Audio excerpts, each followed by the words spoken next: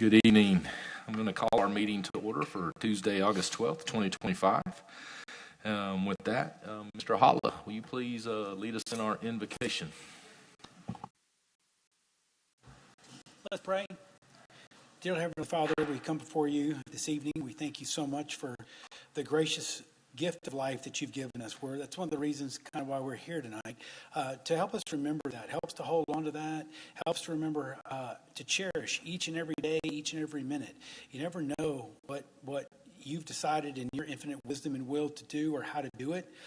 Just let us be thankful for that. Help us remember your mercy, your compassion. Help us to show that to other people who are here. We thank you so much for the people who came and that are gathered here, that we can celebrate someone that you gave to us and did so much for the city. Thank you for the opportunity I've had to work with this council. I thank you for the opportunity, the gratitude that I have to them for this opportunity. I thank you for the opportunity I've had to work with the staff. It's a terrific staff, so thank you, Lord, for that. We ask you to watch over us. In your son's name we pray. Amen. Mr. London, will you lead us in our pledges?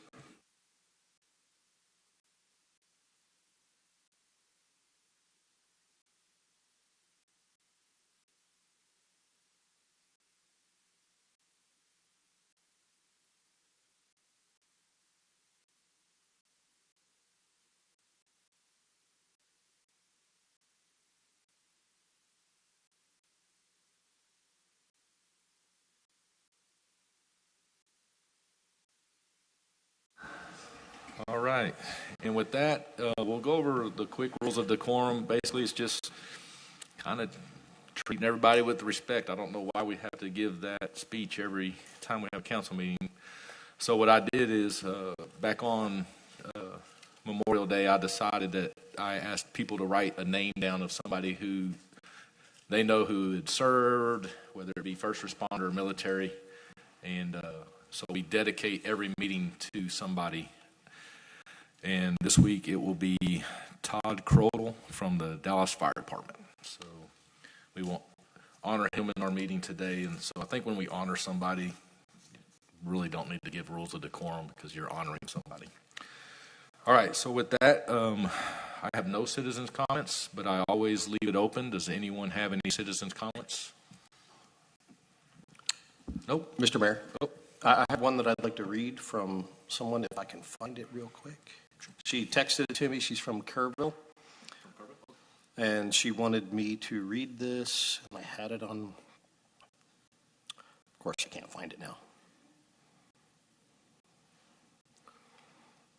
Can I bring it up, Doran, at the end? Okay. We'll let him find it, and that will end up being at the end of our meeting now. So with that, we're going to have a couple of proclamations. Before I call up the first one, it's going to be on Jerry Packer, and his family is here. But I wanted just to, before I call him up here, I was reading the obituary quite a few times today because I was trying to, over the last week, trying to figure out how to write up a proclamation for somebody who had just so much impact, not only in the city, but what I gathered from this was just as a man of God in his family. I point out in here that it was about faith. It was about being an example. It was Christ-centered. There was nothing in here that I didn't read that didn't come back to the three greatest things we should know: faith, hope, and love. And as I read this whole thing, the greatest of all of them was love. And I am so honored to be able to do this proclamation tonight with the Packer family. I only got to talk with Mr. Packer just a few times on P&Z. I'm not a member of P&Z, but when he spoke, you kind of listened. I don't know if you really sometimes liked or agreed with what he said, but he had passion in everything he did, and that's what I gathered even just in reading this obituary. So with that, I'm going to ask the Packer family to join myself and our city manager, Bev Stevens, up here in the front. We'll be as close as we can to the dais so that we can be on camera.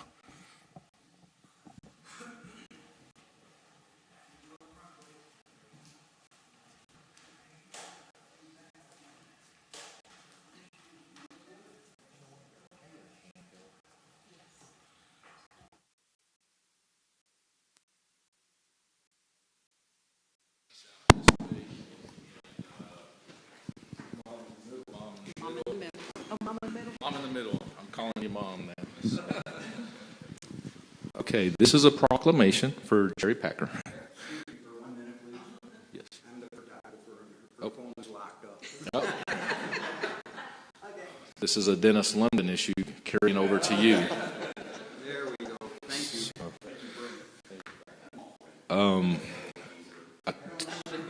Will it lock back up again by chance? Okay. Whereas the city of McLendon-Chisholm is honoring Jerry Packer today for his impact to the city as well as the communities within. Whereas Jerry Packer is a born Texan who was raised with those values we have come to know in Texas. These values led Jerry Packer to join the United States Navy, where Jerry Packer served his country from 1960 to 1964. Jerry Packer, upon his service to the Navy, began a greater service as he married the love of his life, Shirley Holt. The marriage they built again echoes the values that Jerry Packer held within his heart as it was rooted in love and faith. Jerry and Charlie Packer raised 3 sons and made sure the same values that Jerry Packer held were passed on. This was focused on always putting God first. Whereas Jerry Packer held a servant's heart by serving on the city of McLendon-Chisholm with the Planning and Zoning Commission. Jerry Packer, in the same servant's heart, along with his wife Shirley, taught Sunday school together at First Baptist Church of Heath. Whereas Jerry Packer, in his love of community, donated a lot to the Quail Creek HOA for a park that is maintained by the HOA and open to the public and honored in the naming of the park after Jerry and Shirley Packer's son, Clint Packer. Whereas Jerry Packer, a leading visionary in the brick industry, founded Packer Brick Incorporated and donated brick for the building of City Hall, as well as the bricks for our area that honors our veterans and service members. Packer Brick Incorporated has been a sponsor for several community events. Whereas this proclamation is to honor the life of Jerry Packer and the legacy left behind, and more so, his contributions to our city and citizens of McLendon-Chisholm. The city of McLendon-Chisholm is blessed to have had Jerry Packer as a resident. A witness whereof I hereunto set my hand and have caused the seal of the city of McLendon-Chisholm, Texas, to be affixed this 12th day of August in the year 2025. Signed by McNeil Mayor and Beverly Stibbins, City Manager. And planning and zoning, and to give his experience as well as his knowledge to the city. We thank you. And we'll now line up for an official picture, and then y'all can do an applause after the picture. Give me 1 second.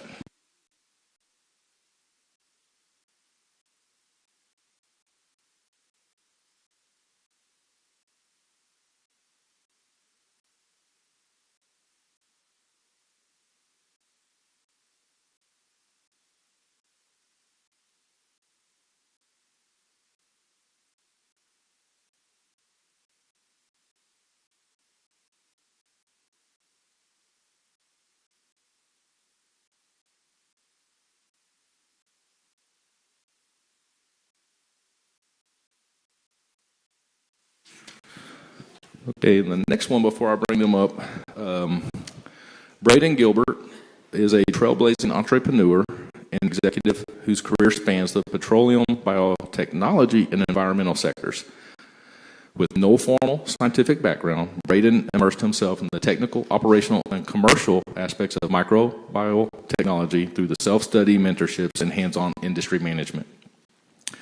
Recognizing an opportunity to reintroduce field services to complement Microbac's products, Braden co-founded BioRemedy in 2024.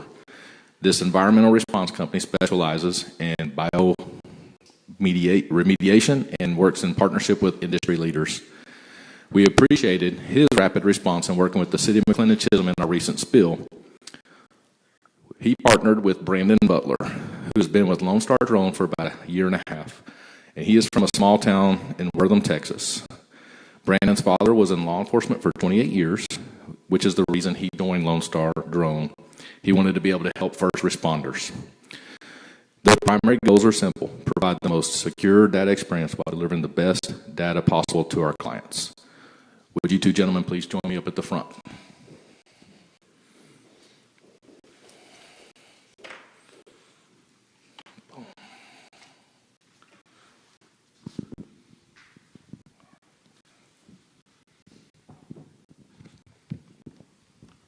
So the good news is I got kind of smart. I wrote one proclamation to do them both, so you don't have to sit through 2. All right. On July 10th, 2025, Microbac International, BioRemedy, and Lone Star Drone teamed up to donate to the McLendon-Chisholm Fire Department a DJI Matrice 30T or M30T drone, allowing the McLendon-Chisholm Fire Department the capability to have advanced technology to assist in the services our community needs.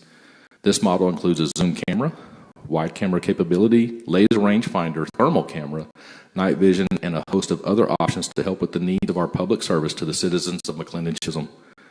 Whereas Microbac is a company that uses microbial solutions for environmental services, BioRemedy that specializes in bioremediation, and EnviroServe, a leading expert in environmental services. Lone Star Drone works with veterans, first responders, and a wide range of clients in the several industries. These three companies made a significant impact on our McLendon-Chisholm Fire Departments in a single donation. This donation allows a service that can assist in accident scenes, search and rescue operations, addressing firefighting on site to mobilize effectively, and many other uses. Whereas Braden Gilbert, a co-founder with BioRemedy, reached out to Brandon Butler, a sales director, to present the DJI Matrice 30T drone to the McLendon-Chisholm Fire Department. And whereas the City of McLendon-Chisholm and McLendon-Chisholm Fire Department are honored and humbled by this donation to give an extra service to our top concern always, the citizens of McLendon-Chisholm. We will make sure that the use of this donation for the betterment of our citizens. On behalf of the council, city staff, fire chief, and our department, we thank you for this donation and kindness. In witness whereof, I have hereunto set my hand and have caused the seal of the city of McLendon-Chisholm, Texas, to be affixed this 12th day of August in the year 2025. Brian McNeil, Mayor.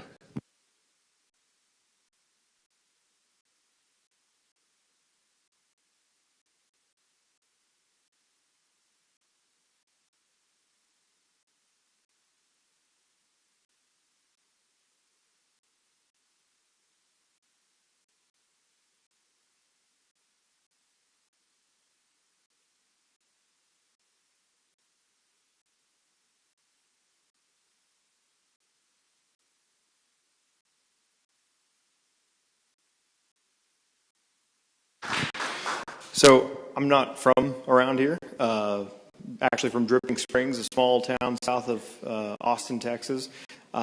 It's not about where you live, it's about Texas. It's about Texans, it's about good people, it's about saving lives. We had some bad storms out in the hill country recently, and we were out here working with y'all, and the first thing we could think of is, how can you help? Well, your fire department wasn't here. It was out there. We weren't out there. We were here. So what it really meant for us, what it meant for EnviroServe, what it meant for everyone involved was, well, we're all Texans, so let's help each other out. So that was really the core belief here, was helping just another Texan. You want to say Unless anyone has questions about the drone. So the Captain Clemens is here. We did bring the drone, so if anyone does have questions, you can see Captain Clemens in the back. I can help you out. Otherwise, thanks, guys. Thank you.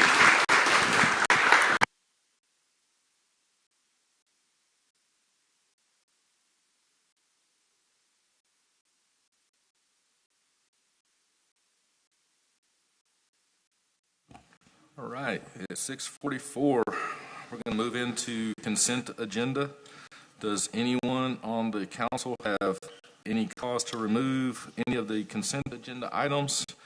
If not, then I will accept a motion to approve consent as written. So moved. Second. All those in favor say aye, please. Aye. Aye. Aye. Aye. Show that unanimous.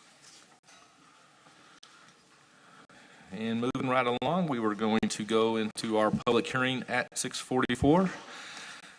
At this time, I will open up the public hearing to conduct a public hearing to consider an ordinance amending the city's comprehensive zoning ordinance to allow planned development district for 8 general commercial buildings with mixed uses, including retail, commercial, office, and similar uses with open space amenities on the subject property that is currently zoned general business. The subject property is located at the northeast corner of FM 550 and State Highway 205. The property contains 6.170 acres of land, including Rockwell CAD ID 16824 and 16825. We'll open this up.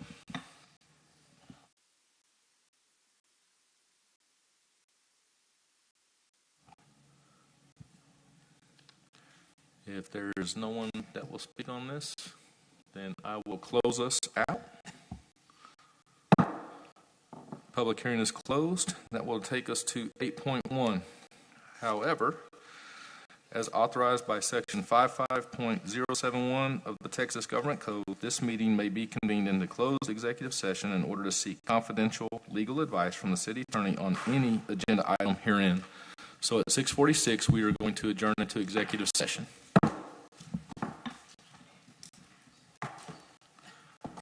We'll be back promptly.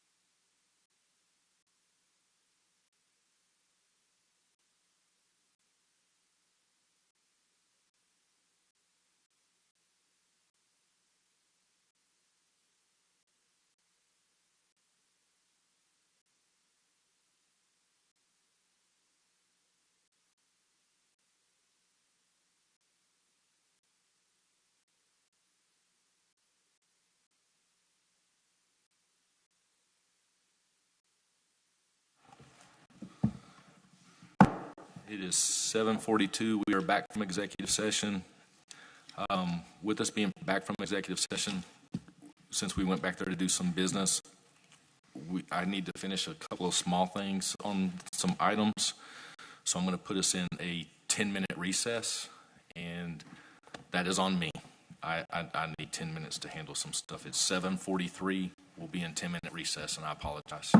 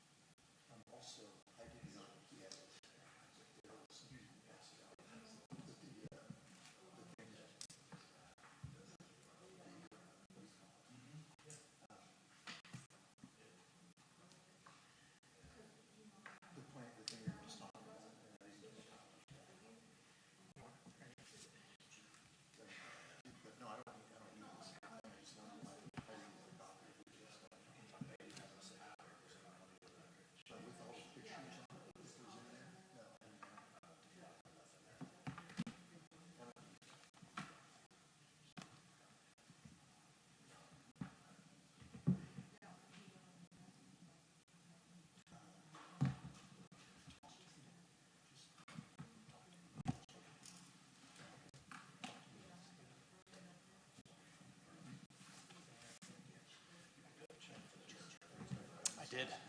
This was for you. This is me coming back. Do I need to sign something? Yes, this is just an update form with the current mileage on it. All righty. Okay. Right here? Yes, sir. There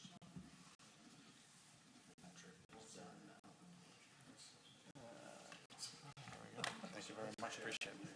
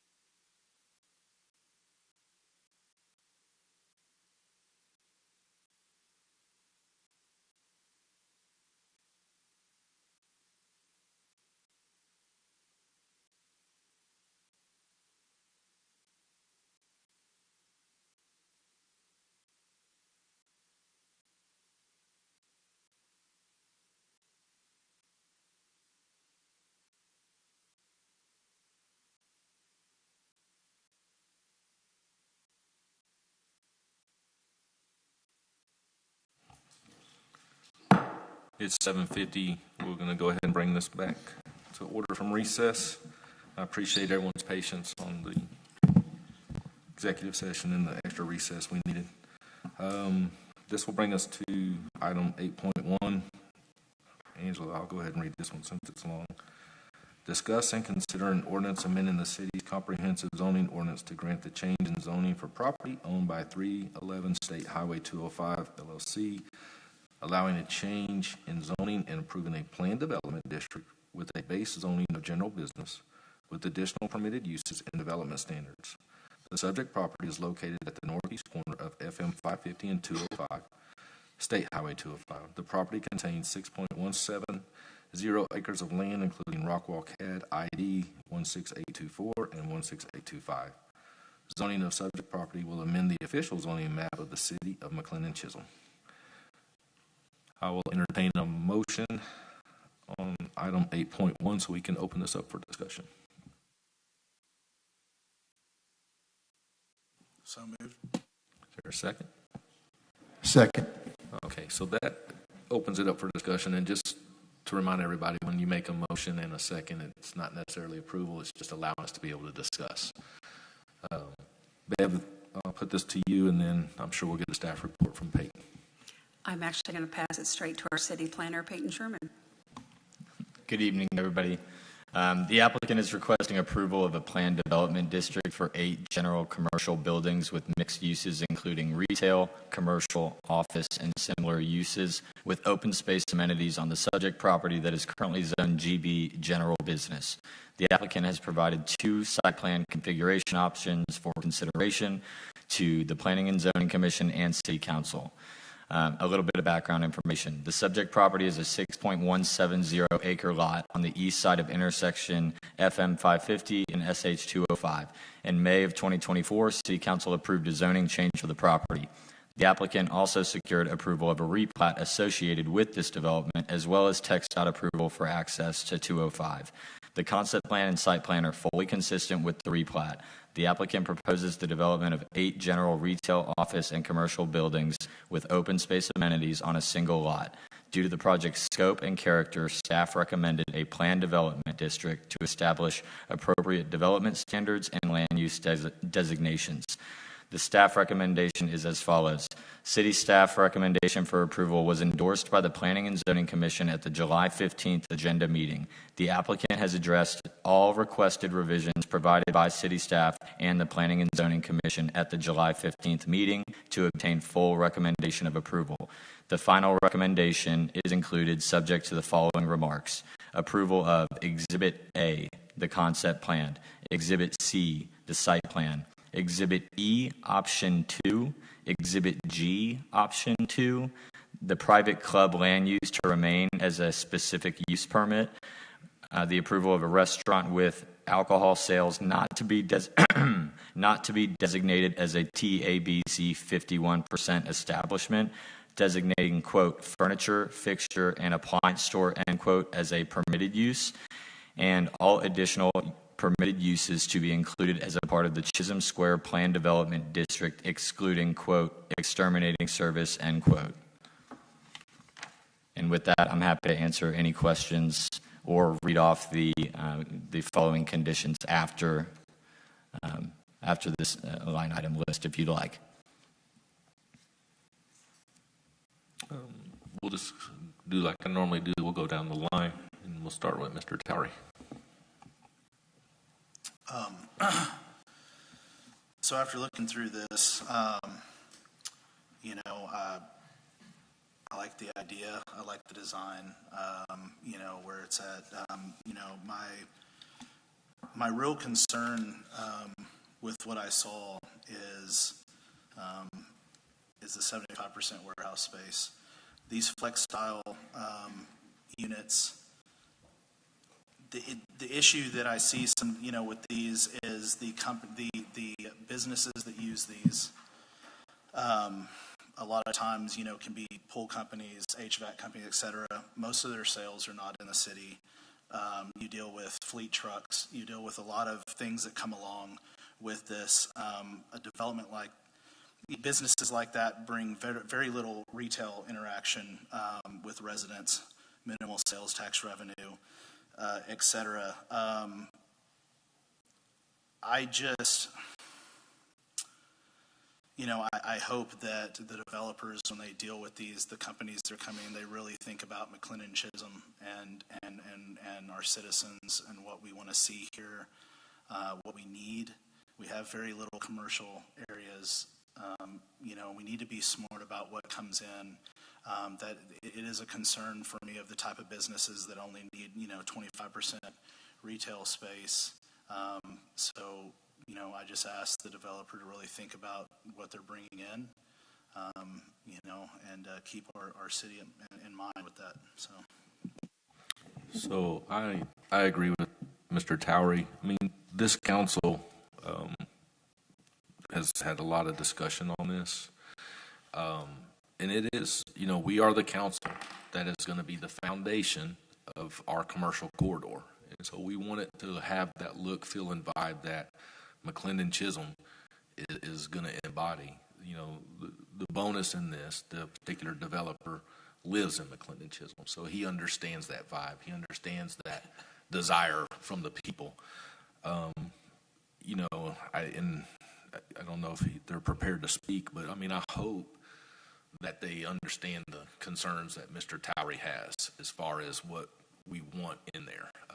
Do you have any input that you can give us, sir, on what is coming or what you're envisioning along with our comprehensive plan and the desires that we're looking for as a council, if you're okay with answering? Yeah. My name is Justin Ruggiano. I live at 2885 West FM 550. I also live at 2315 West FM 550. I own roughly 21 acres, and I have a cattle lease on about 350 additional acres that I've been working for the last 5 years on growing a herd and producing high-quality Angus Wagyu beef. I live here with you guys. I am not a developer, but our town has a need, and I have the ability to help fill that need.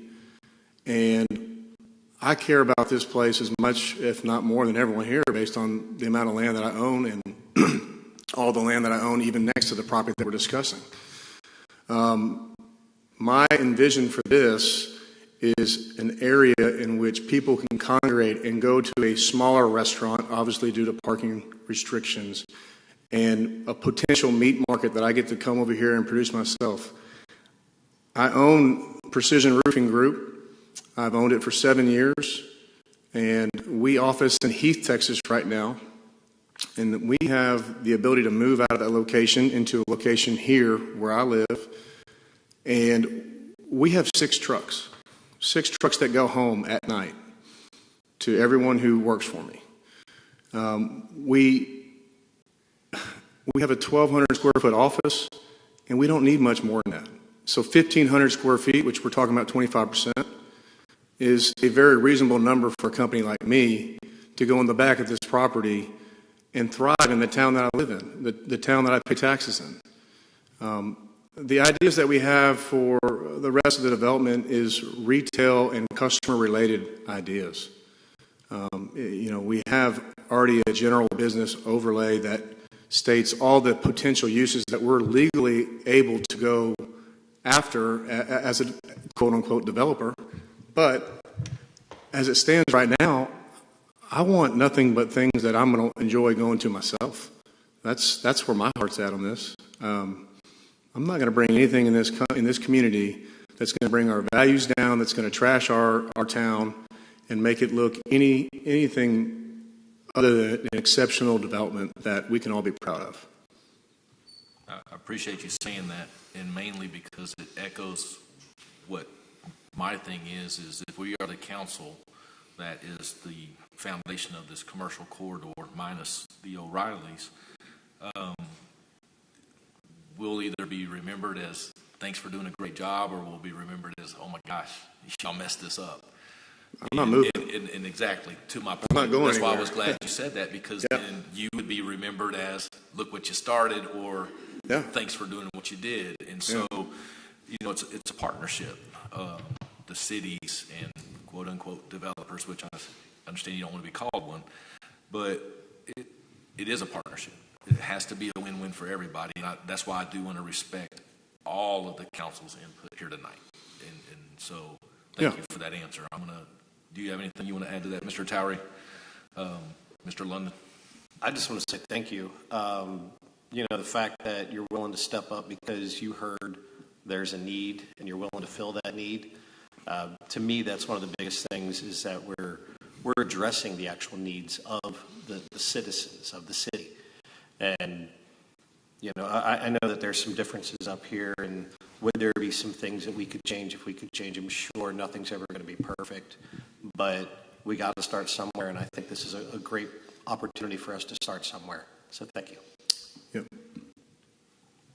Mr. Dean? Just echoing what Councilman Towery said, and appreciate that.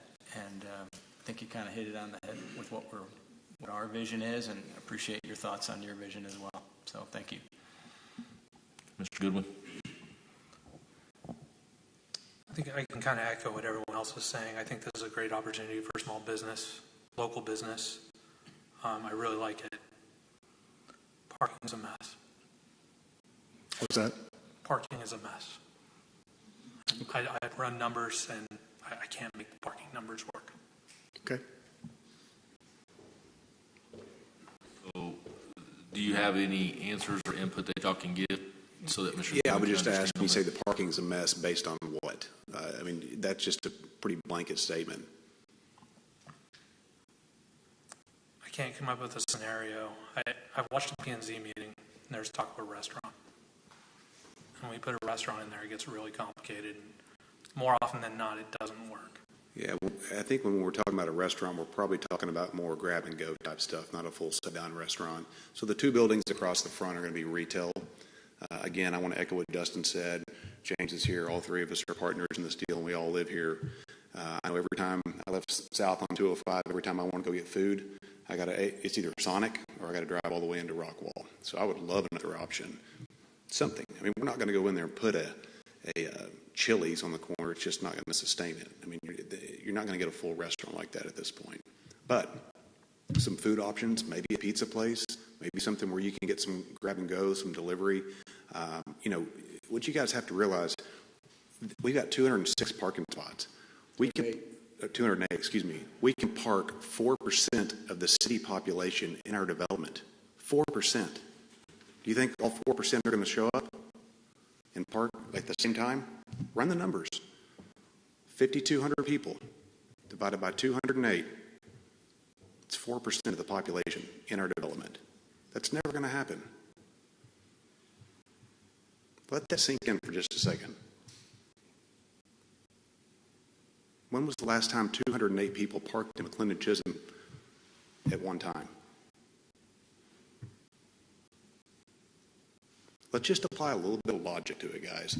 So let's talk about these 25% office and 75% warehouse. Works for his business, works for my construction company. I would love to have my construction company there. Works for the dance studio down the hall. Hey, they need USA Ninja Challenge, one of our other tenants. Man, they do party rooms in the front, birthday parties, and they finish out the back with Ninja. That's the kind of stuff we want in the community. Why aren't we saying no to that? That works. How is that a mess? It's not. It sounds great. But a lot of developers come up here and promise a lot of things. And I know you say you're not developers, but I just look at what are you allowed to do, and you are allowed to put 2 restaurants in there that aren't Chili's or Chewy's. Well, here's the reality is we can only put in there what we can officially park and whatever the code allows us to. So we're only cutting our own legs off if we go in there and sign leases we can't fit 4 restaurants in there. I'm aware. So that does no good for our development whatsoever. I got it. So we're going to do with whatever, this is not a zoning issue, it's a use issue. So every one of those uses has to come in here for CO. Every one of those uses has to get approved. And, we have to have so many parking spots. So if we get to 6 buildings leased and those uses demand the fact that we don't have any more parking spots, we're done. How does that benefit us?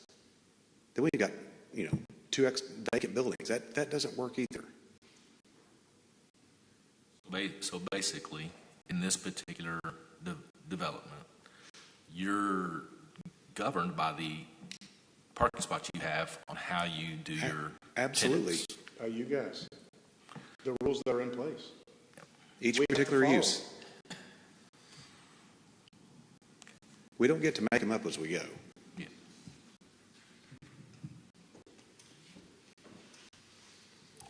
Mr. Powers. Thank you, gentlemen, for all the information you offered. Appreciate it.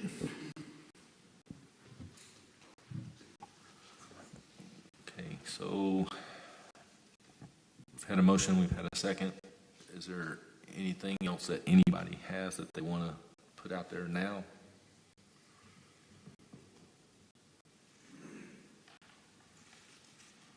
Okay, then I will call this to a vote. All those in favor say aye. Aye. Aye. Aye. All those opposed say nay. Nay. Thank you. Thank you.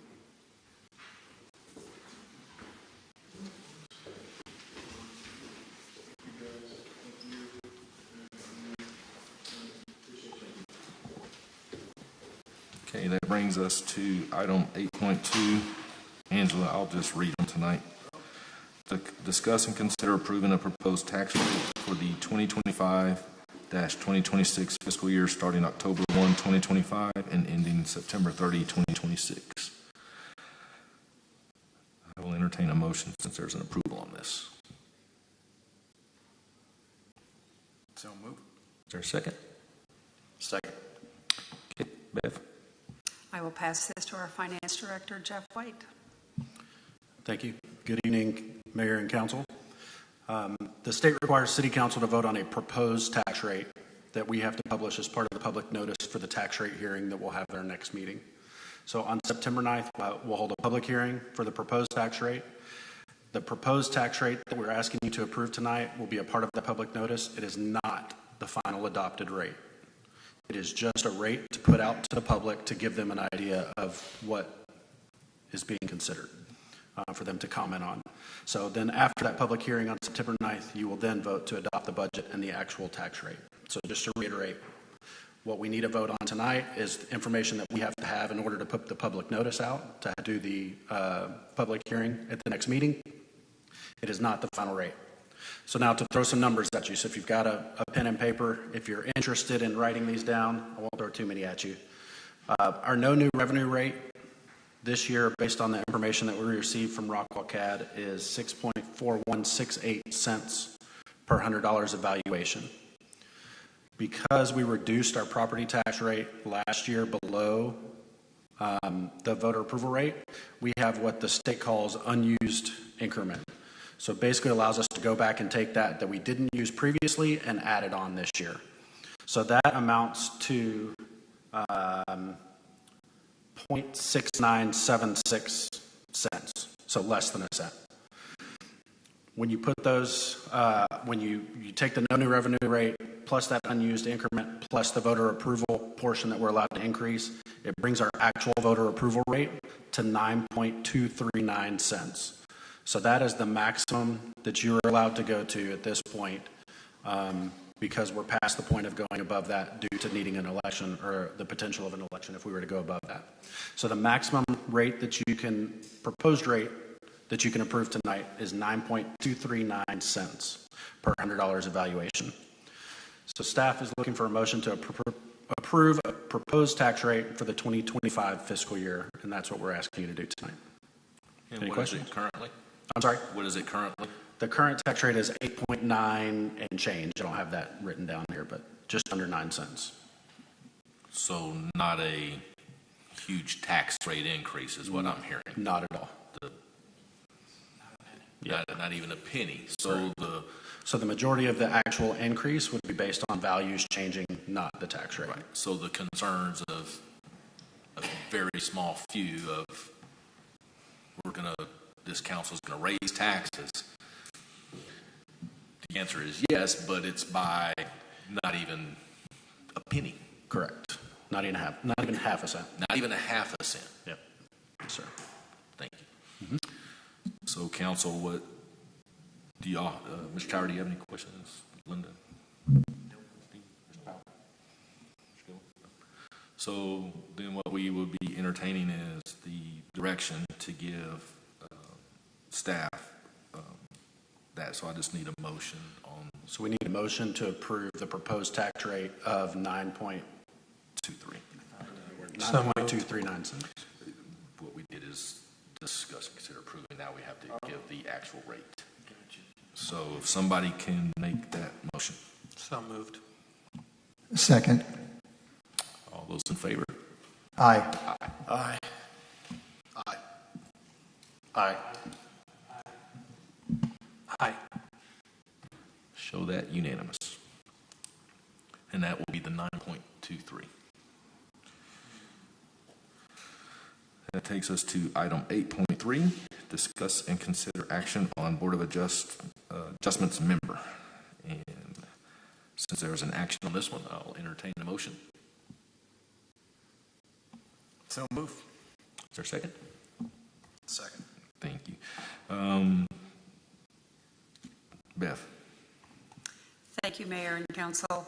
We currently have a regular position open on the Board of Adjustments and an alternate. So I would like to propose that we move alternate member James Parnell to be a regular member and appoint Troy Fedison as an alternate. With this action, you will fill the Board of Adjustments out to capacity. Does anybody have any questions on that? Okay. All those in favor say aye. Aye. Aye. Aye. Aye. Aye. So that unanimous. Item 8.4, discuss and consider approving planning and zoning alternate appointment. And I will entertain a motion on this one, please. So move. Second. Second. Okay. Bev, back to you. We are left with one alternate open seat on the planning and zoning to fulfill our charter requirement. And I would like to propose Bob Fadick as that alternate to fill the last seat. Okay, if there's no discussion, all those in favor say aye. Aye. Aye. Aye. Aye. Aye. Okay, show that unanimous. Item 8.5, discuss and consider approval of council committee appointments. I will turn this over to Beth. Thank you, Mayor. In the past, we have had what we called council committees, which were either liaisons or leaders to work with our groups of community volunteers. So we would like to implement that structure back, where you would be working with the groups that are out there to better serve our residents. And the assignments that we are suggesting, and these are open for discussion. Planning and zoning liaison would be Dennis London.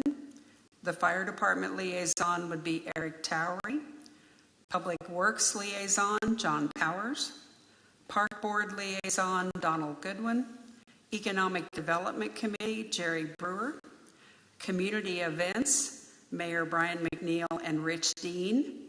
And then we are adding a new one for the America 250 celebration that I will talk about later, which would be Mayor Brian McNeil, Rich Dean, and Donald Goodwin.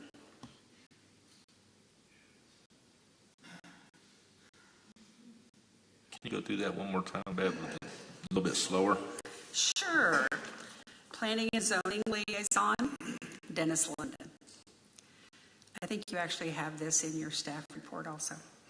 Fire department liaison, Eric Towery. Public works, John Powers. Park board liaison, Donald Goodwin. Economic development committee, Jerry Brewer. Community events, Brian McNeil and Rich Dean. And America 250, Brian, Rich, and Donald. Thank you. So being these are appointments, I always get confused on this. If the appointments, we don't really need, or since we're forming committees, then we need to go to a vote, or how is that going? I would go ahead and go to a vote just to. Does anybody have any questions on any of the committees they've been assigned? We'll start with Mr. Towery on this one. I think I would like to ask Councilman Powers if he wants to switch Public Works and Fire Department.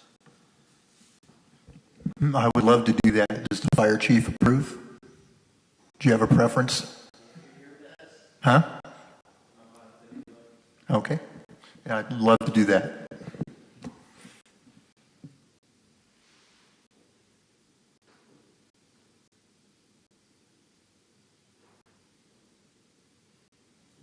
Quick question. Is there, I don't think there'll be any nepotism issue if my father-in-law's on planning and zoning? I didn't think so, right? Okay. I just want to avoid any potential. Because good either concern. of you Appreciate are paid positions, there would not be, no. Okay, good question, good concern. Anybody else have any changes or recommendations on any of the appointed spots? Okay, so I would entertain a motion to approve with the change of Fire Department to John Powers and Public Works to Eric Towery. So move. Second. Okay. All those in favor say aye. Aye. Aye. Aye. Aye. Aye.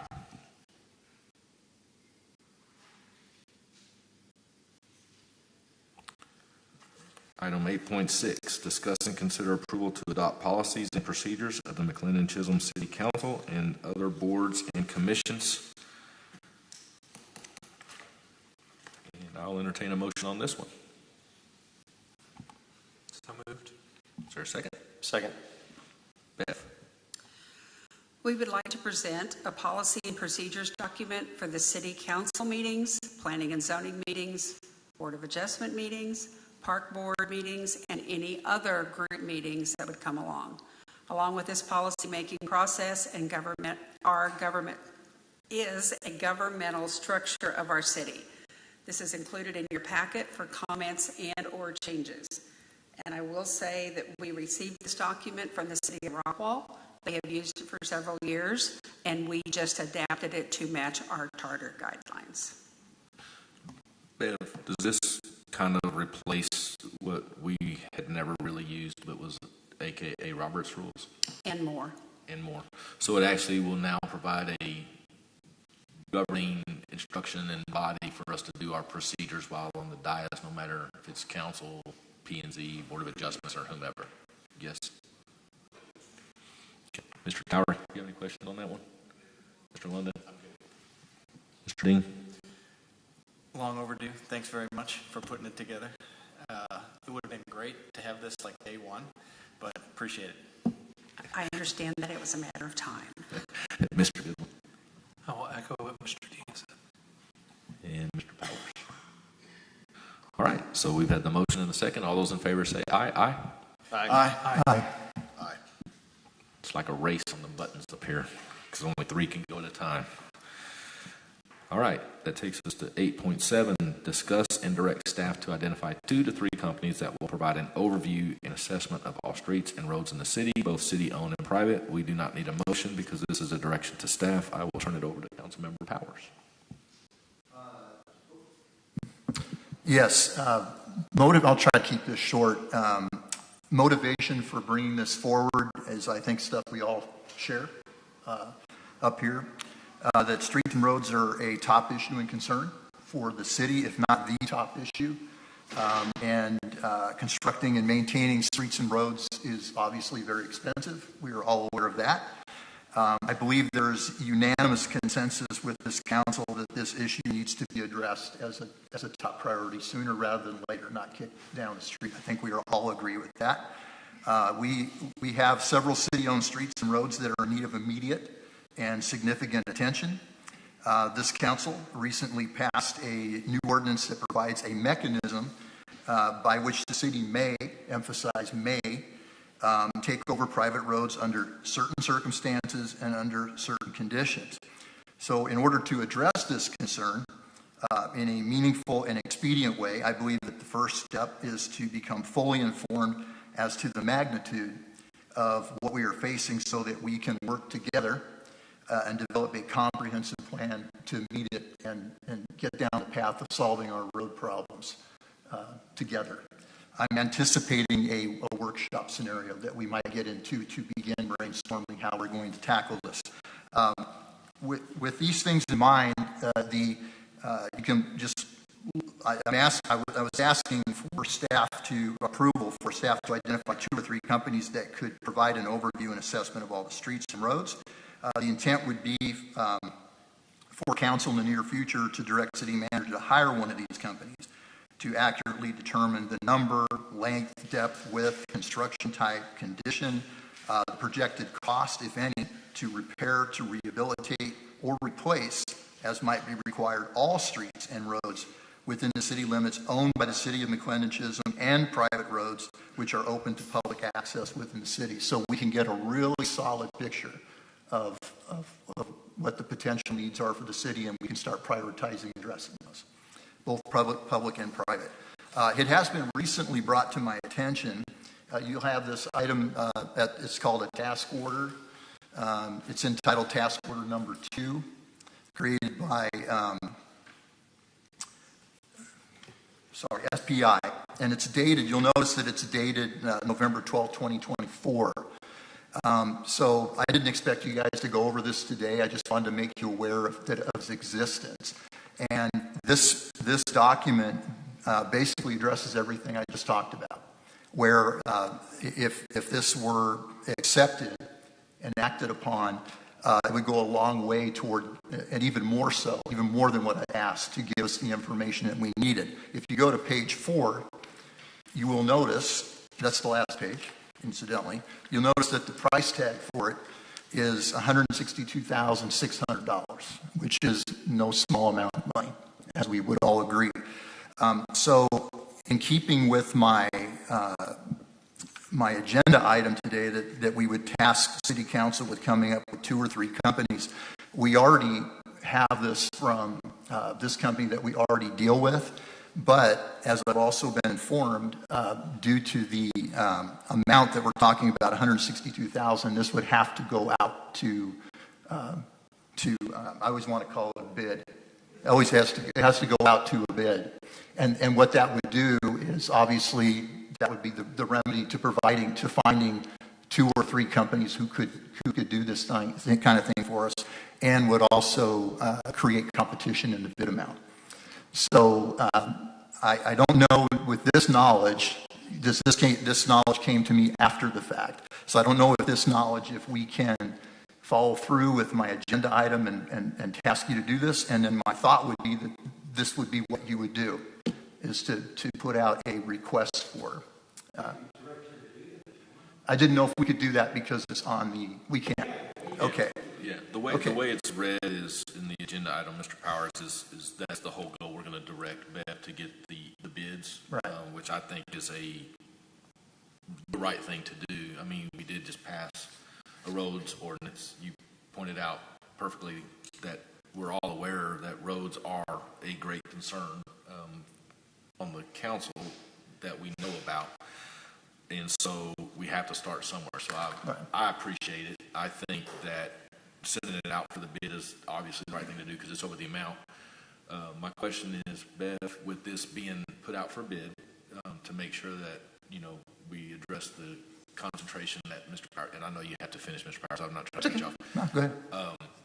Once these bids come back, is there any room to call them up and say, hey, negotiate, or is it that's the bid, and that's what you present to council? Or once we accept a certain bid, can we go back and say, hey, or how does that part work? I'm not sure I would negotiate after you had accepted the bid. We can certainly negotiate before the bids come to you as staff. That's very easy. This was actually something that came to me when I first started, and Jeff and I had met with SPI on this subject. And just so you gentlemen are aware, there is $160,000 in the budget for a roadway capital improvement program already. Correct. And it doesn't matter who you go with, but right. That amount of money has been budgeted in the budget that you have seen. Right. And the reason I asked the question the way I did is because that actually kind of happened at Commissioner's Court today. There was a bid that was accepted, and they were wanting to, there was a suggestion to go back and negotiate after the bid was already accepted. So I just want to make sure that if we accept a bid, that is the bid. Mr. Hollow, finish, and then let Mr. Powers have the floor again. So there's two ways that the council can go about doing this. One is the bid, as you're under 252 of the Local Government Code. The other, what you're talking about, is 2254 of the Professional Services Act of the Government Code. So they're actually two different things. You do a request for proposal where people send in a bid. On their proposal, you lay out what you want. The other one, under 2254, is a request for qualifications. What that is, this is the project that we want to do. We want you to analyze, somebody analyze all the streets, give us a grade, da-da-da-da. They respond with, I am qualified to do this job. Here's my resume, here's references, all these types of things, yada, yada, yada. At that point, what typically normally happens is what you're talking about. So the two different ones, request for qualifications, and what normally happens is the council will say, hey, these are our top 3 people. Then you start negotiating. You do not discuss price for request for qualifications. It is the person or group or entity or whatever that is the most qualified based upon the project that you want and the things that you want them to do, who matches up the best. And that's up to council. So typically, normally, it's the top 3, and you go 1, 2, 3. Now, what you will do then is you will enter, the city manager and the mayor will enter into contract negotiations with who the council's deemed number 1. They will vet it completely out. They will not talk to 2 and not talk to 3. If they cannot agree to a contract with 1, then you move down to number 2. Once you're completely done with 1, you cannot go back to 1.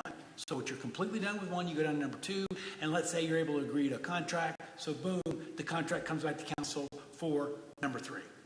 That's how the two things work. The request for proposal is you can reject all bids for any reason you want to. We'll have all that in there, but that's the bid. Yes or no. There's no negotiating back and forth. So that's the difference. Thank you. Mr. Powers? Yeah, well, the request for proposal sounds easier. Yes. Sounds fewer steps. And I hear what you're saying, but it's also, with this type of thing, you would probably want an engineer who specializes and understands road. And I've handled some litigation that involved engineers who specifically focus on roads and 2/4 squared and this type of thing, and core samples and knowing where the rebar goes, the tie bars go, all those types of things. So you might want someone who is qualified to be able to, versus someone who might have some experience because they repaired some roads. That is something you might get under RFP. But the request for qualifications is we want a certified professional engineer who understands, has experience in roads and directing, while they may not have done the roads themselves, who has experience in going out and grading and assessing roads. Yeah. Can we not, I'm sorry to interrupt you, sir. Go ahead. Okay. Can we not stipulate that in the request for proposal, that not only what we want done, but the qualifications of the individual that we want to do it? Has to be an engineer overseeing the job, so forth. The proposals are generally, hey, look, this is the job we want. This is, when we expect it to be done by, and et cetera. And then somebody responds, I could do that job for this amount of money. And you just trust them. Now, it is the law says for those, I believe it's the lowest qualified bidder. So you can assess certain things. The request for qualifications is different because that's what you say. We want people who have these certain qualifications, and we will not accept anybody who doesn't. Versus the other one is, you get bid by Barry, I've done this a couple times with the streets, so I'm going to send that in. So you get a ton of those. That just happens with these. So it is a little bit different, and it does require some thinking. I understand it might be a little bit more hassle, but I would still, if you're talking about really wanting somebody who knows what the roads are about, knows how to score roads, knows what kind of work is going to be done because they're a certified professional engineer and they know how to handle this, I would strongly suggest, but it's up to council, I would strongly suggest a request for qualifications. Do you have any input on that? Beth? I will do whatever council wants. I can tell you that the task order you have in front of you is from such company that has road engineering folks. This is one of the things they do. So we could vet the proposals as they come in and gauge their qualifications. Correct, Mr. Holland? We don't have to do an RFQ first? Well, we've got to do something because we've got to do one or the other because it's going to be over 100,000. As of September 1st, the law just changed. Out of the 1,412 things the state could do to screw us, they decided not to screw us by helping us in doubling the amount on the money. They went from 50,000 to 100,000 that we don't have to do RFPs for. There's not necessarily a money amount from request for qualifications. And you might get someone that is good with their request for proposals. Again, I still would feel more comfortable vetting qualified engineers who have that experience and saying, hey, these are the people that we want, respond to our RFQ, our request for qualifications, and let's see what you got. And then picking somebody, among that. It sounds to me, Mr. Mayor, like we're probably on board with tasking staff to do this. It's just a matter of deciding how. Yeah, so we just need to decide, and I would say whatever, since this is what you're wanting to propose, I would follow what you're asking. So it's either going to be an RFQ or an RFP. An RFQ sounds like it has some good benefits to it because you're going to get the qualified person. Could save us from, I can't remember if you said Billy Bob's, right, who's done it before 10 times or whatever. Before I would offer an opinion on that, I'd like to hear from everybody what their thoughts are. I'm going to always go down the list. Yeah. Mayor, one last thing. We did for the fire station, we did a construction manager at risk, and we did an RFQ for those. It was an engineer who was for us, the construction manager at risk on site, to make sure that the fire station was built correctly, soundly, accordance with the specs, all of that kind of stuff. That one, another example, you need somebody specifically with that engineering ability to be able to go out and do that. So just quick example, something we do. So can I add to this real quick? Yes. So I've spent the majority of my life submitting bids to municipalities.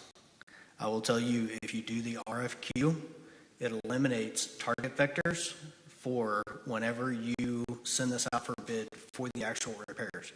So what we're talking about right now is just the assessment of the roads. There will be another bid process later where we are having to send this out to bid to a contractor to actually make the repairs. If you start with an RFQ based off of the engineer's qualifications, they're going to tell you what needs to be done in what manner. They'll tell you if it needs to be an overlay or if it needs to be a full depth reclaim. Before it goes out to bid to your contractors to make the repairs, you have to specifically spell out, I want this many miles of this road at a full depth reclaim. On this road for this many miles, I want to do an overlay. You have to spell that out. So all of the people that are bidding on your project to actually do the repairs you're comparing apples to apples, not apples to oranges. Now, if you get into that bidding process and you decide not to go for the lowest bidder, your thought process is going to be put into question of why did you go with the middle bidder, not the lowest bidder, not the highest bidder, right? If you can lay back on your engineer's qualifications, well, we did this because of the qualifications that this individual had, that he recommended that these be the repairs. It's not our fault that you decided that you wanted to say we could do an overlay on all of the projects. Does that make sense? So it eliminates target vectors for anybody to come back and try to sue us because we didn't choose them to be the vendor. And if you make a mistake about the second project, you absolutely will do an RFP for the actual road repair. You're not going to do an RFQ for that. You will do an RFP for the road repair. Bev, did you have something before I go down the line? Yeah, I just need to make sure I understand what the direction could be here. If it's an RFQ, we are simply getting resumes and qualifications on the firm.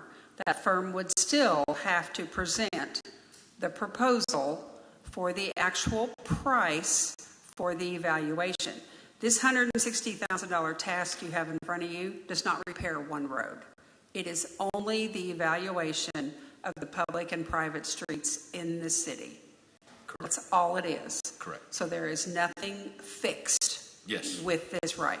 But if you're going to ask to do an RFQ, you have to put the RFQ out there for a certain amount of time. You gather everything back. You look at the qualifications, you decide who to send an RFP to, correct? No, that's close.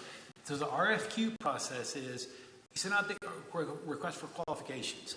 You have, 5 people respond back and say, my company is qualified and here's why. These are all my qualifications. And it's just to assess what needs to be done, okay?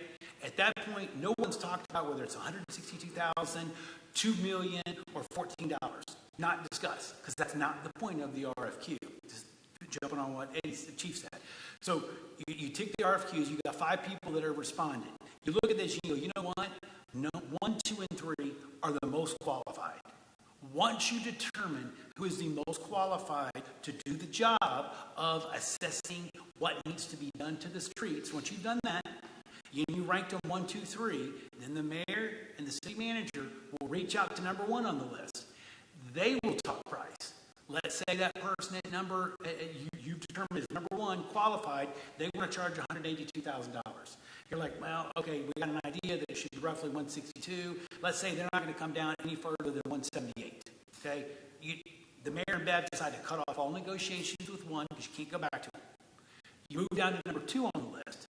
Number 2 on the list is, yeah, you know what? You talk, we'll go through it. We can do that for $159,500. Now you're like, okay, boom, we got a deal. Send us the contract. Let's negotiate the contract. We got a contract we recommend. It comes to council for council's approval. That's how that will go. Then, once that contract is executed, that engineering firm goes out and assesses all the streets, all the roads, all the private and public streets in the city, assesses them all, comes back with what they think a cost for it. Now we know what it's going to roughly cost us. Then we now send out an RFP, a request for proposal. We have a construction project. We need all of this stuff prepared. Here's all you do is put the project. This is the project. This is what we needed. We're going to bid it out. And I'm making something up. We've determined that the bid is not, we're going to pay more than $2.4 million for that. Boom. You put the bid out. Then you've got all the Tom, Dicks, and Harrys and Billy Bob Berries come in and they submit a bid. You're going to have a lot of those probably. And you get the lowest responsible bidder. That's, I believe, what the statute says, lowest responsible bidder. So it's not just price. What if the lowest responsible bidder, what if they're the lowest because they keep making LLCs and they've been sued 17 times and they walk away from the LLCs and they keep leaving people stuck? Well, I don't think I would recommend that we go with them. So just like Chief was saying, you don't necessarily have to go with that lowest price person. They're not responsible. So we're not going to go with them. So then you move to someone else, another bid on the list, and you can reject all the bids if the council choose, and we do the whole thing over again. Let's say everybody was at the lowest bid was 2.6. Well, we've estimated at 2.4. Well, we're not going to pay that. We're not going to pay 2.6. So let's go through the bid process again, and again stress the 2.4 or whatever. So that is typically, normally how the process would work. I think that's what Bev was saying, just a lot faster in the trip. No, I'm just kidding. I'm just messing with you. Mr. Towery.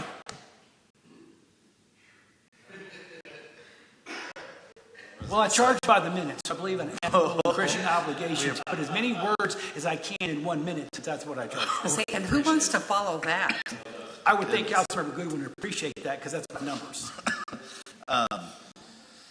First question on this one, was this city and public roads, both, or was it just? Yes. It was both? It is to put together a roadway capital improvement plan. Okay. They actually will also assess the state roads for us in case we would ever be charged our half.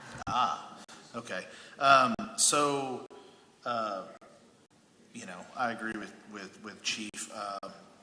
In my experience with with the construction process, the deal is that usually when you go for qualification route,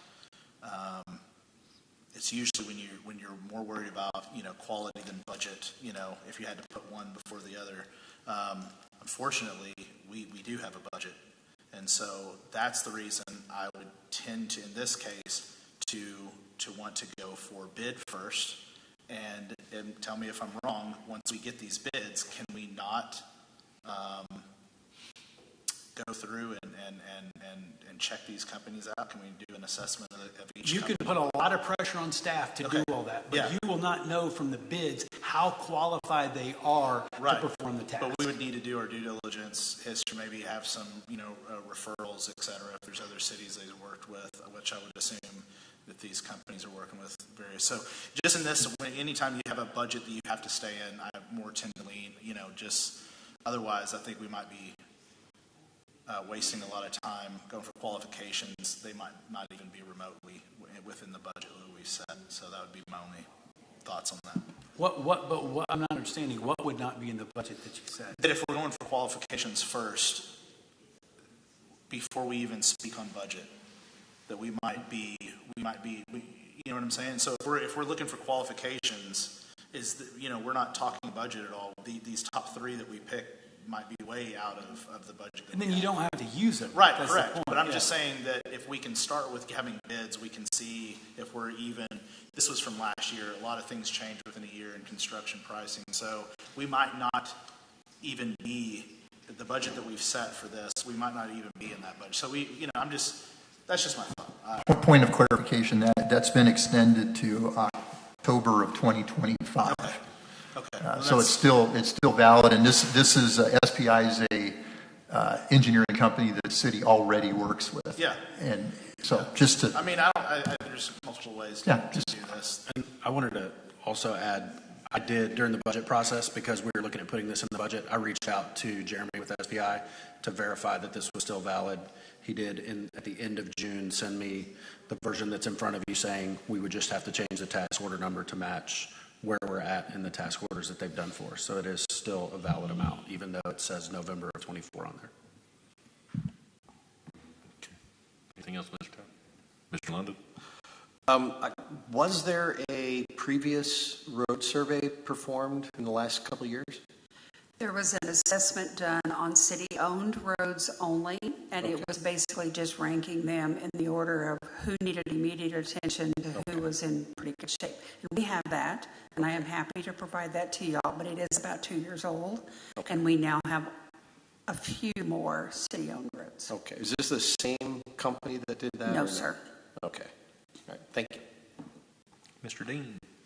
Yeah, I think you're talking about the roadway impact fee list. Is that true? No, the roadway impact fee was totally separate.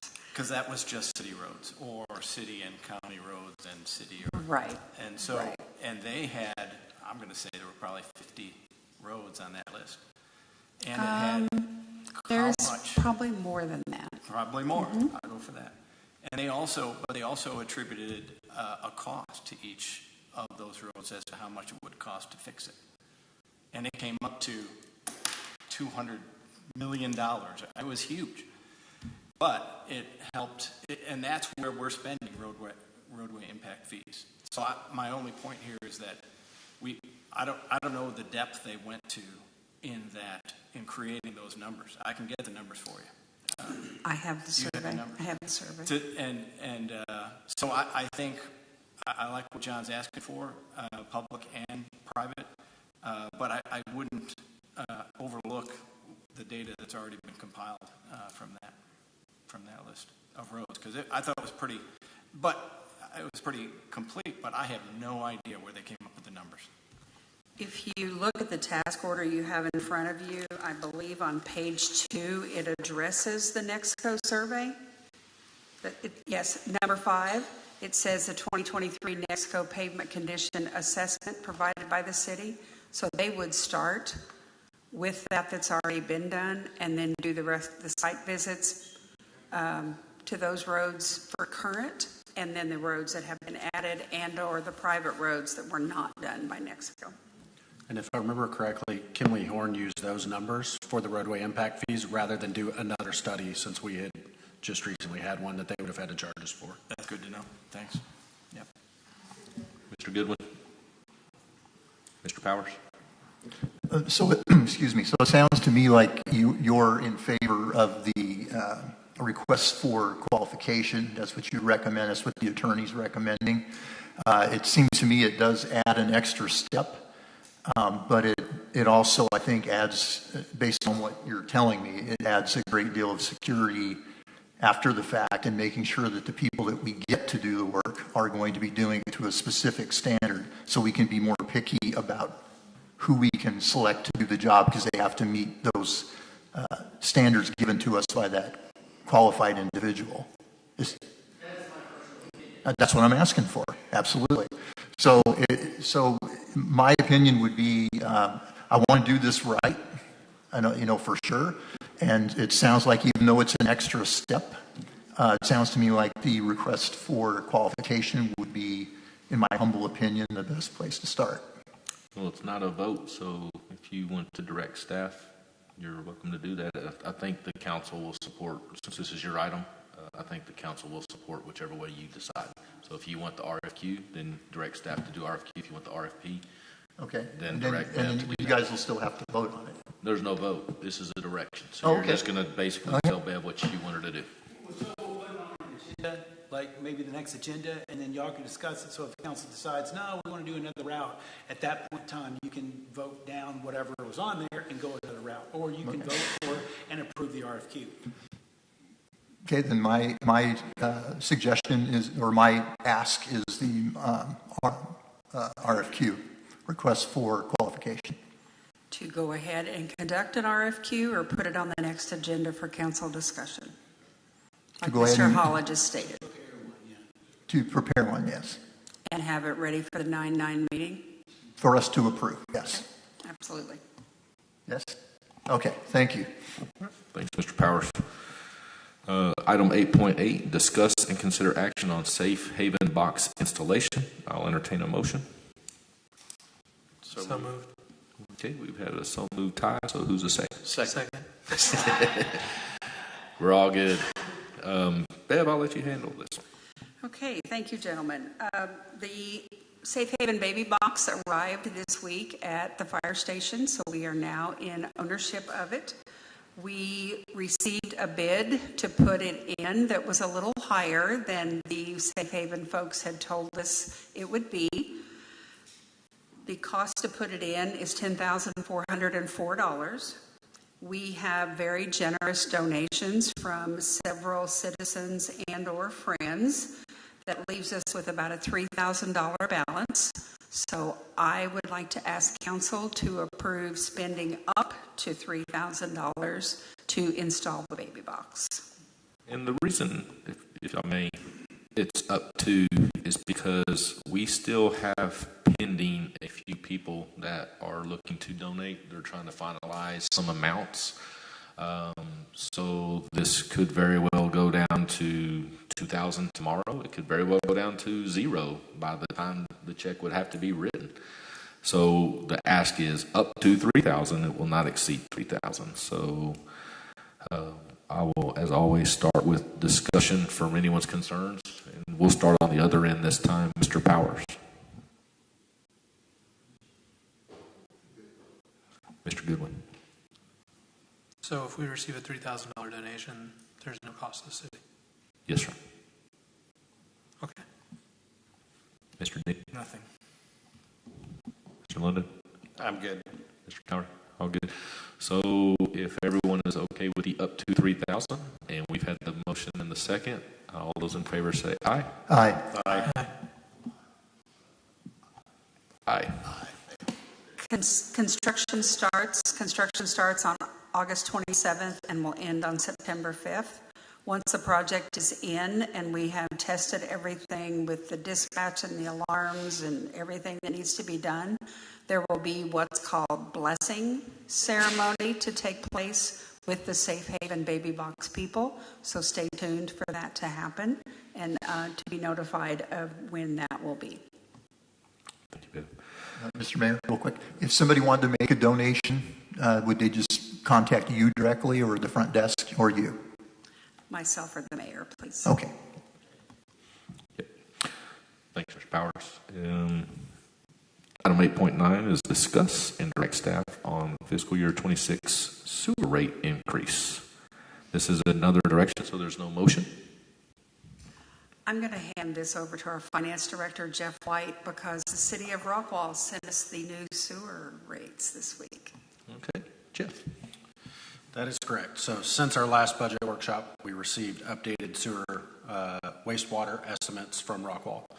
The way Rockwall does it, they get their costs from North Texas Municipal Water District. They then break out, allocate, if you will, to all the entities that they serve, and then they send us something and say, this is what we estimate your cost to be next year. The reason it's an estimate is because it depends on our actual usage, which obviously we don't know exactly what that is until it happens. So current wastewater cost to residents is $78.58 per month. We currently have 941 metered households. So a 2019 wastewater rate study that the city completed shows that we should have been at $81.12 for the current fiscal year. We did not raise it that high because we didn't feel that we had a need to do so, honestly. So we were trying to not make more in the utility fund than necessary because we're not supposed to make money on utilities. So that means we were charging approximately $2.54 per month less than what the study recommended. Again, this was a study from 2019, so not incredibly current, but not that old. The amended charge from Rockwall for this fiscal year was $583,000, roughly. So that's what they're expecting our total bill for this year to be. We pay it monthly, and if we overpay, they credit us at the end. If we've underpaid when the final bill comes at the end of the year, we get to pay that difference. So their budgeted charge for fiscal year 26 is about $777,000. So that's an increase of about $195,000. The main source, we immediately reached out to them and said, whoa, this is a massive change. What changed? So they informed us that there was a debt service addition from North Texas Municipal Water District for additional lines that were being run that were passed along to all of North Texas's customers. So that was the reason for the large change. This isn't necessarily Rockwall saying, hey, we're going to charge you $200,000 more. It's costs that were passed down to them that they then allocated out to the entities that they serve. So if we divide that number amongst all our metered households, it comes out to about $206 per year, or $17.21 per month. Rate study shows we should be at $87.61 for next year, which would be an increase of about $9.03. Unfortunately, that would only recover about 52% of the budgeted increase that Rockwall is estimating for us. So I wasn't with the city at the time of the rate study, but from what I've been told, it was to take into account things like basic maintenance and operations, and then estimated increases from North Texas and from the city of Rockwall. It did not necessarily take into account issues like we had a few months back with the sewer main break. It also accounted for 45% of our utility revenue to come from sewer tap fees. So every time a new home comes onto our sewer system, they pay a sewer tap fee. Like other conversations that we've had, if development slows down and suddenly houses stop getting built, that's another issue that we're going to have with our utility fund budget, because it's about 45% of our budget according to this rate study.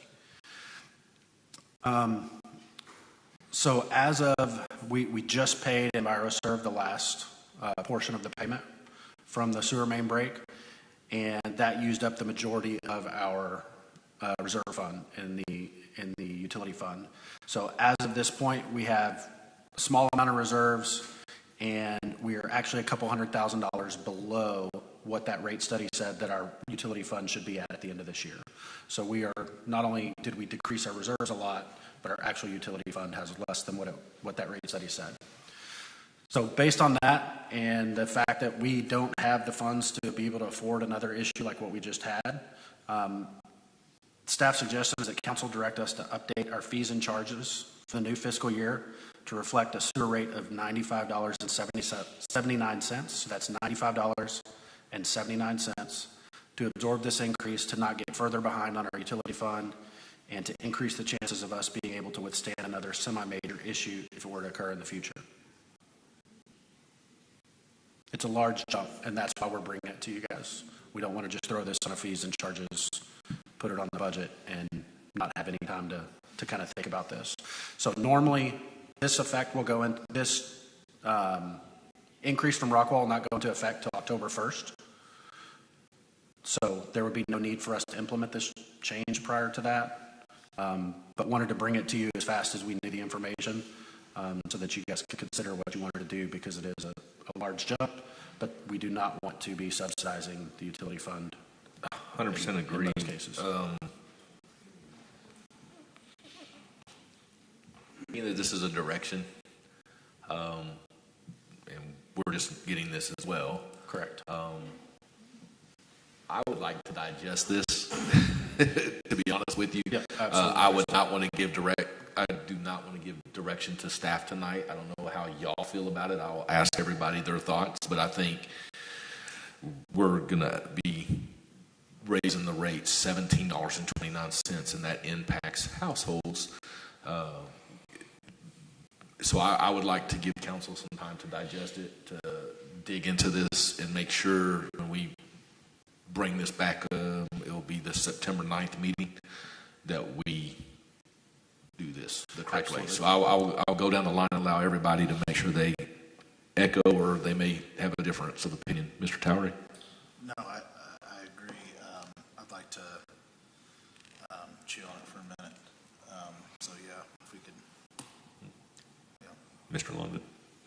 I agree with you. I think that's too much to ask for without digging into this further. Mr. Dean? Let's dig into it. Mr. Goodwin? I can wait. He is the numbers guy for a reason. Mr. Powers? I concur. Okay, so Mr. Hall, on this one, it'll be kind of like we just did on the 8.7. But just, we'll put this back on for September 9th, I believe, is the next one. Because in consent, we just basically canceled the next meeting. So this will be on September 9th. Jeff, do you have anything else you want to add on this? I was going to say this is exactly why I wanted to bring it to you as soon as we could. Yeah. And my office is open. If anybody wants to meet and kind of run through where I got these numbers, I'm more than happy to have that conversation. I think you'll have a lot of door knocking coming up. I fully expect it.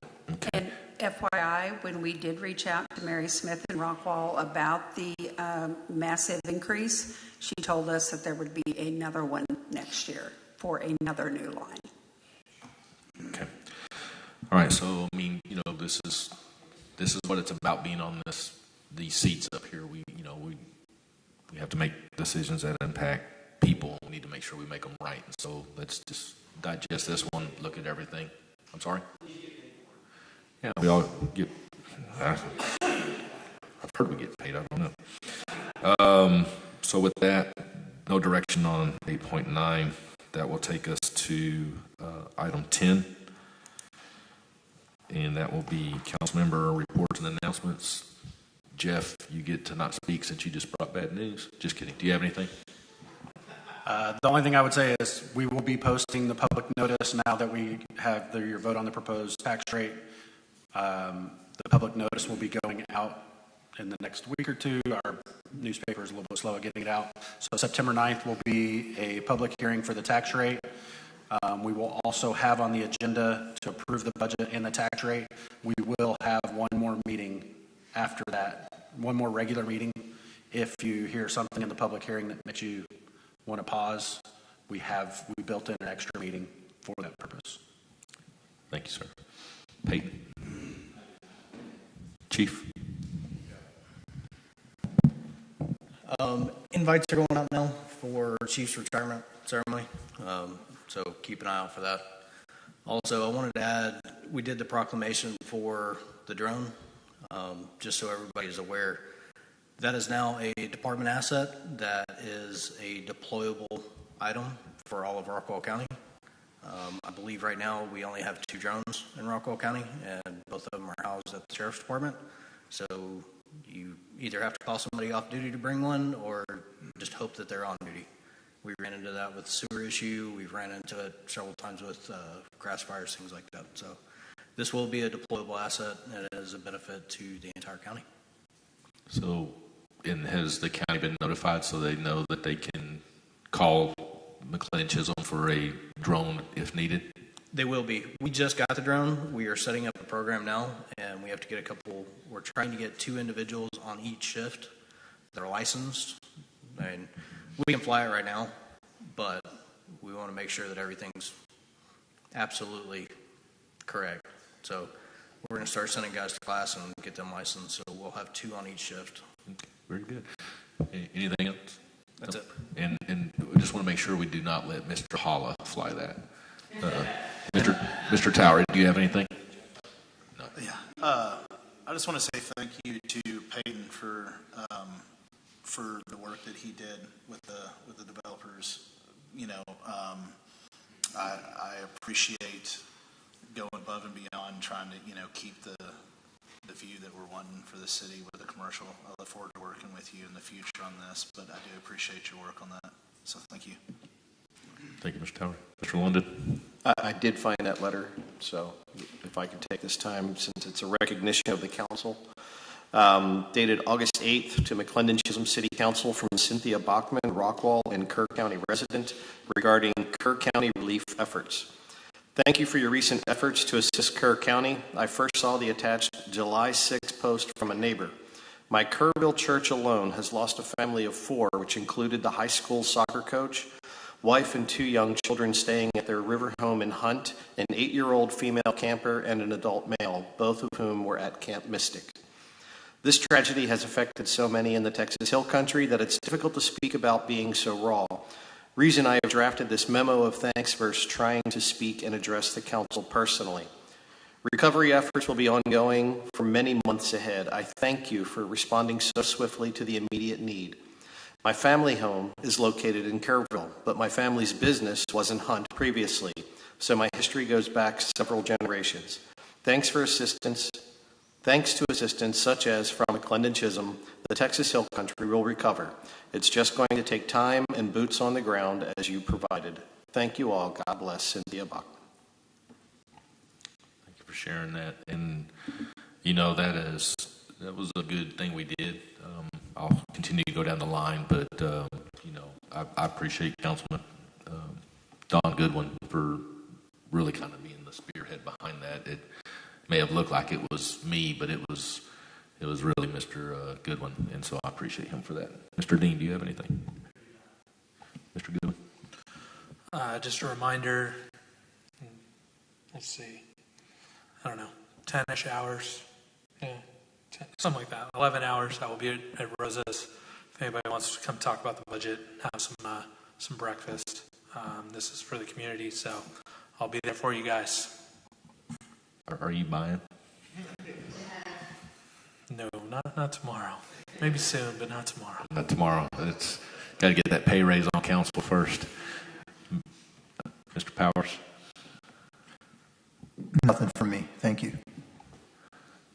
Mr. Holly, you talked too long, so we'll go to Beth. Oh, you might have wanted to start with him. I second that. My list is long. You heard me mention in the committee assignments America 250. The Rockwall County Historic Foundation is planning a celebration called America 250 to celebrate America's, are you ready? Semi-quincentennial.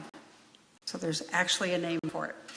The events planned are a 9/11 flag presentation on the RCHF lawn, Bankhead Highway Classic Vehicle Parade, Yesteryear Social, Rockwall County Historic Foundation Vintage America 250 Christmas and Museum Stroll. There will be light pole banners given to all the cities and a lecture series that rotate between the cities in the county. McLendon-Chisholm is a sponsor of this event at the $5,000 level that they requested. So stay tuned for more to come. Tomorrow is O'Reilly's official ribbon cutting at 11 a.m. Please join us if you are able.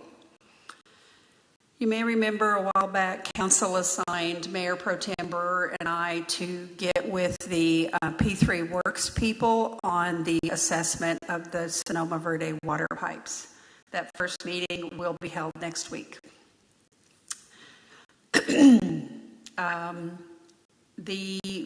A while back, we put out a plea for comprehensive plan review committee members and park board members. We still need volunteers to apply. To date, we have had 0 for the park board and 3 for the CPAC. Given the conversation we had tonight around the Gardner development, Would it help if you guys received notice of the planning and zoning agendas to see what is on their agendas for if you want to attend the meeting and comment? We certainly can add you guys to that distribution list if you would like it. They meet the third Tuesday of every month. I say just go ahead and add it. I think that it allows everybody to have a heads up. Okay. And Chief Stow stole some of my thunder across the room, but that's okay. I'll forgive him. Yes, we are recognizing Chief Jim Simmons, who is retiring from fire service, not only as our chief, but from fire service. Tuesday, August 26th at 6:30 at the Christ Church on 205. There is an invitation in your email currently. Angela, do you have anything? Okay, so that comes back to me then real quick. Roads was canceled for the Roads Consortium for the month of August. So for the budget workshop, which will be tomorrow morning. So if anyone wants to attend the budget workshop for the county, that is tomorrow morning. Don does have, or Mr. Goodwin does have tacos going down tomorrow. Does not sound like he's buying, but I actually had planned on joining him tomorrow morning for a short bit before I attend some of my meetings. But, you know, the good thing that this council is doing is they're making themselves available to people. And I appreciate that very much. Mayor, I need to correct you a moment. The Commissioners' Workshop on Roads is next Wednesday, the 20th. Isn't there a special meeting tomorrow for budget?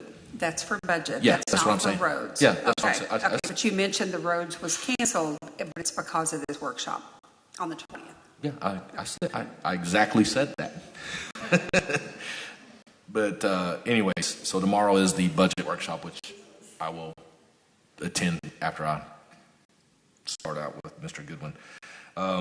With that said, and lastly, Bev, if you can come up to the front, please. We would greatly appreciate it. Your counsel was asking.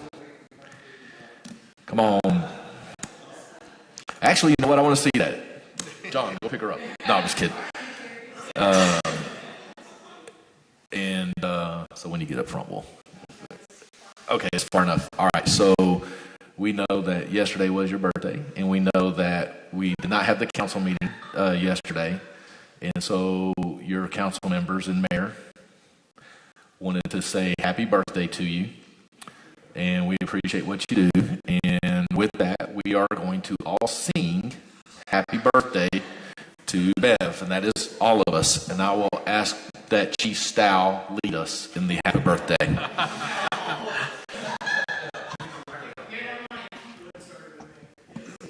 Everybody ready? Happy birthday to you. Happy birthday to you. Happy birthday, dear Beverly. Happy birthday to you. All right. So I'll let you again close this out with any last comments since you turned 42. Well, thank you, Mayor. That's quite a compliment. It was a lovely birthday. I started out with coffee with the mayor and Sheriff Garrett, so it was a good day. Had a lot of fun celebrations with friends, and there was entirely too much sugar in this building yesterday. And there is some cake left in the refrigerator for anybody that needs it. So thank you, guys. You're welcome. And it is 9:08, and we are adjourned.